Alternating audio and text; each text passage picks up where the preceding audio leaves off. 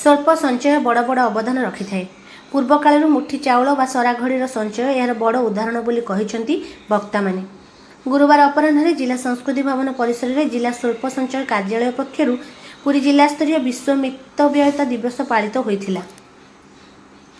ଏଥିରେ ମୁଖ୍ୟ ଅତିଥି ଭାବେ ଯୋଗଦେଇ ଜିଲ୍ଲା ପରିଷଦର ମୁଖ୍ୟ ଉନ୍ନୟନ ଅଧିକାରୀ ପ୍ରିୟରଞ୍ଜନ ପୃଷ୍ଟି ଛୋଟ ଛୋଟ ସଞ୍ଚୟ ଜୀବନରେ ଅନେକ ମହତ୍ତ୍ୱ ରଖିଥାଏ ବୋଲି କହିଥିଲେ।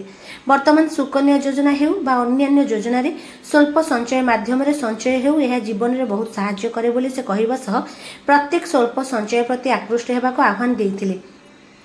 ପୌର ନିର୍ବାହୀ ଅଧିକାରୀ ଅଭିମନ୍ୟୁ ବେହେରା, ଜିଲ୍ଲା ସମାଜ କଲ୍ୟାଣ ଅଧିକାରୀ ତନୁପ୍ରଭା ବେଉରା, ପୋଲିସ ଡିଏସ୍ପି ସଂଘମିତ୍ରା ନାୟକ ପ୍ରମୁଖ ଯୋଗଦେଇ ସଞ୍ଚୟରେ ମିତବ୍ୟୟିତା ଅବଲମ୍ବନ ସହ ସାଇବର ଠକମାନଙ୍କଠାରୁ ସତର୍କ ଓ ସଚେତନ ରହିବାକୁ ପରାମର୍ଶ ଦେଇଥିଲେ।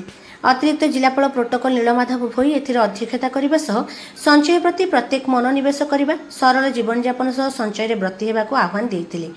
ପ୍ରାରମ୍ଭରେ ଜିଲ୍ଲା ସ୍ୱଳ୍ପ ସଞ୍ଚୟ ଅଧିକାରୀ ବିଭୂତିଭୂଷଣ ନାୟକ ସମସ୍ତଙ୍କୁ ସ୍ୱାଗତ କରିଥିଲେ। ସୂଚନା ଓ ଲୋକସମ୍ପର୍କ ଉପନିର୍ଦ୍ଦେଶକ ସନ୍ତୋଷ କୁମାର ସେଠୀ ସଭା ପରିଚାଳନା ଓ ଧନ୍ୟବାଦ ଅର୍ପଣ କରିଥିଲେ।